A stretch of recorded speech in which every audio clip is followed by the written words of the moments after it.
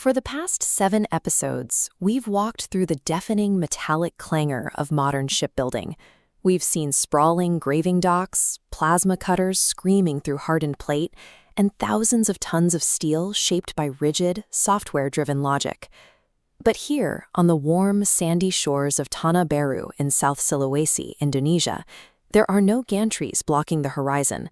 Men work barefoot, shaping massive, ocean-going cargo vessels directly on the beach, using little more than hand tools and the tropical breeze. These builders are the Bugis. For 1,000 years, they have commanded trade routes across the eastern archipelago by oral memory alone. Long before European empires mapped these waters, Bugis sailors controlled the lucrative spice trade, read the monsoons flawlessly, and earned a naval reputation so absolute that colonial powers wrote nervously of their sudden appearances on the horizon. At the center of their maritime dominance is the Pinisi, a formidable two-masted schooner. Yet what baffles modern naval architects is how it's made.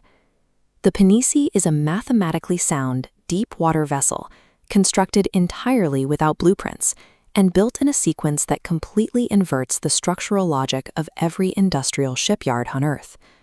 To understand how a ship like this takes shape, you have to unlearn the engineering rules we've spent this entire series exploring, and look at how a master builder engineers a massive hull purely from memory. The true marvel of this enduring tradition lies in the minds of the master boat builders, known respectfully as the Panrita Lopi. There are no CAD files, no mold lofts, and no written specifications anywhere on the beach. Every structural detail of the ship lives entirely in the master's body and his memory.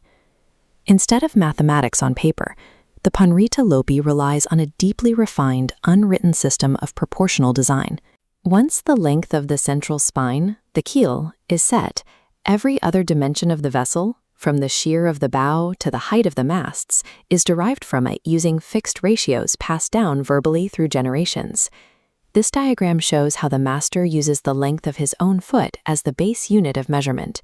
He physically steps off distances along the keel while his apprentices mark the timber, multiplying those footsteps outward to generate the ship's beam and final shape.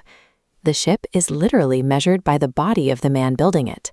This engineering logic exists solely within the master's memory, effectively turning the builder himself into the project's central, living database. The foundation of the vessel begins with the keel, carved from ulen or Indonesian ironwood. This tropical hardwood is so heavy and dense that a solid block of it will sink in fresh water, providing an incredibly durable, termite-resistant backbone for the ship.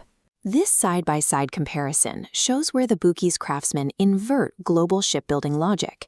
Industrial shipyards universally build the internal skeleton first, then wrap the outer skin around it. But the Bugis build the outer wooden shell first, plank by plank, completely without internal framing. Looking at this cross-section, you can see how they lock these massive planks together. They don't use iron nails, which would corrode in the salt water and split the wood. Instead, they use pesak, small blind wooden dowels driven into hand-bored holes, securing the curved outer shell using nothing but wood itself. Only after the outer shell is finished do the apprentices fit the internal ribs. The master builder shapes and checks these frames entirely by eye. He lays his hand along the hull, walks the length of the ship, and squints. When the curve pleases his eye, it is considered perfectly fair. This ancient shell-first approach creates a unique structural advantage. By locking the timber with wooden dowels rather than rigid, unyielding metal welds, the resulting hull is remarkably semi-flexible. It absorbs and distributes the dynamic wave loads of Indonesia's short, choppy seas far more gracefully than rigid modern steel. When the woodwork is finally complete, the village prepares for turun air, literally going down to the water. There is no dry dock caisson to roll back and no automated flooding sequence. Instead, the launch is a deeply spiritual, tide-dependent event that draws the entire community to the beach. In a highly specific local tradition, a livestock offering is ritually sacrificed, and the legs of the animal are hung from the bow and the stern. The symbolism here is precise. The Pinisi is now considered a living, breathing entity, and she will walk into the water on 4 legs. Guided by rhythmic chants from the master builder, hundreds of villagers take their positions. They push together, inching the massive wooden hull forward across the hot sand, rolling it over heavy logs until the bow touches the water. At the moment the ship floats, a deep cheer rises from the beach. This ceremony marks a communal release. The village is seeing a being they have raised from the sand off to sea for the first time. Today, the Pinisi has transformed. While the spice trade has moved to modern container ships, these vessels have become the flagship live-aboard vessels of Indonesia's marine tourism industry, taking guests deep into the biodiverse coral wilderness of Wakatobi and Komodo. But a quiet crisis is unfolding on the shores of Tana Beru. The master builders are aging, and the physically grueling, low-paid life of a sawi, an apprentice, demands years of humility. Fewer young men are willing to stay, leaving for city jobs and the service industry instead. Because this science is entirely unwritten, it is incredibly fragile. If the chain of transmission breaks, the knowledge does not partially survive, it vanishes.